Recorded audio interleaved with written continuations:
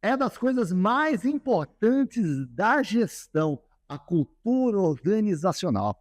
A cultura organizacional está por trás das histórias de sucesso ou de insucesso de quase todas as empresas. Mas e quando essa cultura organizacional é tóxica? Marcelo, o que faz uma cultura organizacional se tornar um elemento tóxico?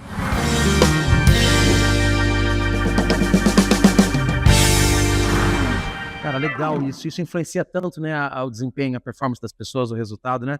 Só para a gente poder nivelar o assunto, o que é cultura organizacional, né? É o jeito de ser da empresa, é o sistema operacional que faz uma empresa funcionar, é a maneira que as pessoas se relacionam, decidem, comunicam, trabalham. Então, isso é o jeitão de ser da empresa, né?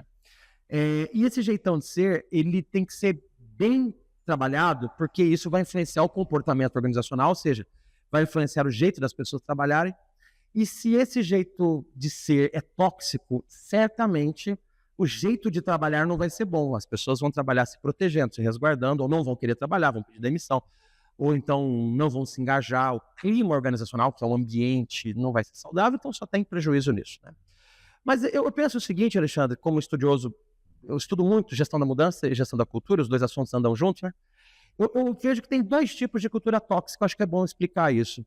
Tem uma cultura que é tóxica, porque ela não é boa, ou seja, ela tem elementos que não são bons para nenhum tipo de empresa. Ou seja, é a cultura tóxica clássica, é do tipo assim, é a empresa em que as pessoas não se respeitam, é a empresa em que as pessoas não podem falar o que pensam, elas não são ouvidas. Ou seja, é a empresa que não tem segurança psicológica para as pessoas assumirem seus erros, para dizerem que não sabem algo, é uma empresa em que não tem uma postura ética. Então, isso é classicamente o que a gente chama de cultura tóxica, né? Então, por que muitas empresas têm cultura tóxica? Que é a pergunta. É justamente porque elas não têm alguns valores básicos do relacionamento humano, entende? Nós estamos falando de valores básicos do relacionamento humano. Né? A gente está falando de respeito, de ética, está falando de ouvir o outro. Então, essas empresas são ruins para qualquer pessoa minimamente que tem um mínimo de bom senso do que é bom ou ruim. Né? Mas só que tem um outro tipo de cultura tóxica que essa não é muito falada, que não é porque ela tem elementos cruéis em relação às pessoas, mas é porque ela tem uma incoerência entre o discurso e a prática. Isso também é uma cultura tóxica. Por exemplo, aquela empresa em que os líderes dizem assim, olha, a gente tem que inovar, a gente tem que dar ideia, a gente é uma empresa que está sempre à frente do mercado, mas quando vem um colaborador e dá uma sugestão, ele não escuta, ele não ouve, ele critica, ele fala, pô, cara, por que você está mudando essa ideia tão ruim, né? Por exemplo, aquela empresa que fala que tem que ter segurança no trabalho, que a segurança é uma coisa inegociável, mas o próprio líder talvez abre mão de segurança por causa do prazo, por causa do custo. Não, não, faça a vista grossa. Isso também é uma cultura tóxica, e ela é fruto da incoerência. Talvez ela não seja tóxica no sentido que eu te falei.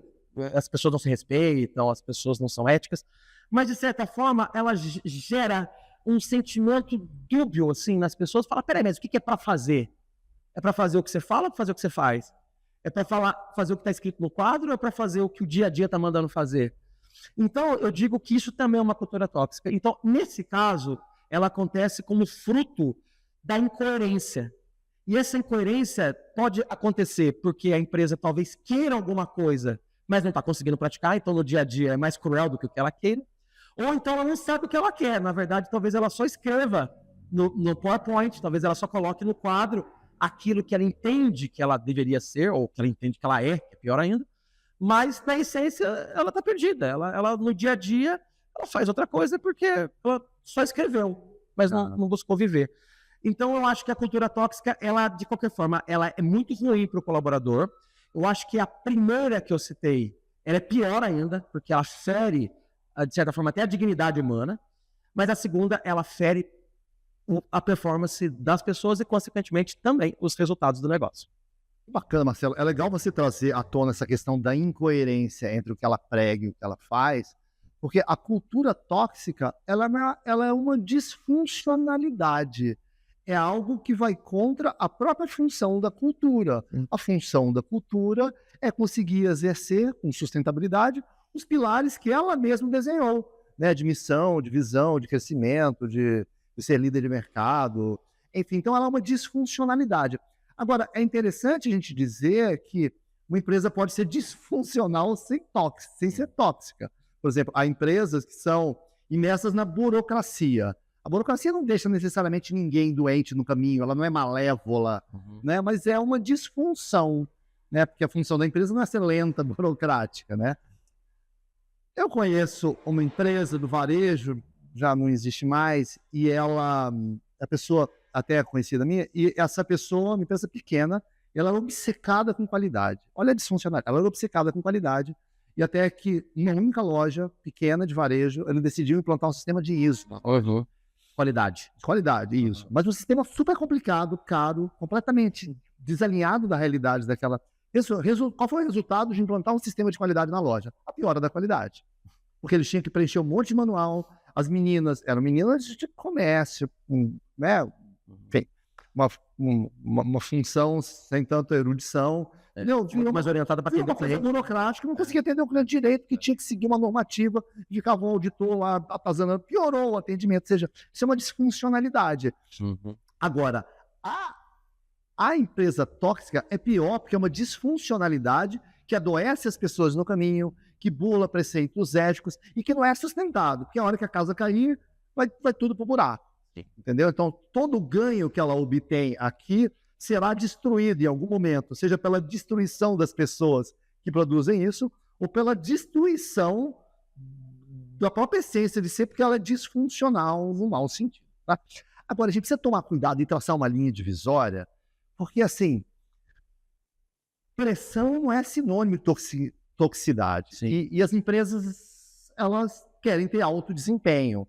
E as empresas de alto desempenho, elas pressupõem um sistema que demande desafios. Então, assim, a gente também não pode confundir toda empresa que exija uma alta performance das pessoas como uma empresa tóxica, desde que ela seja sustentável, desde que ela tenha estruturas de reposição, de descanso, de treinamento, desde que o erro seja aceitado e conversado. Ou seja, o que diferencia as duas, a empresa de alto desempenho da de desempenho tóxico, é justamente que ela não adoece, não mata a força produtiva dela no caminho. Então, mas é importante a gente traçar um pouco da distinção, porque toda empresa, na essência, ela vai buscar ser melhor, crescer, melhorar, performar. E o segredo está em algum grau, até no músculo. Se você for para academia, ficar pegando pezinho de 1 quilo a vida toda, seu músculo está dormindo enquanto você faz isso.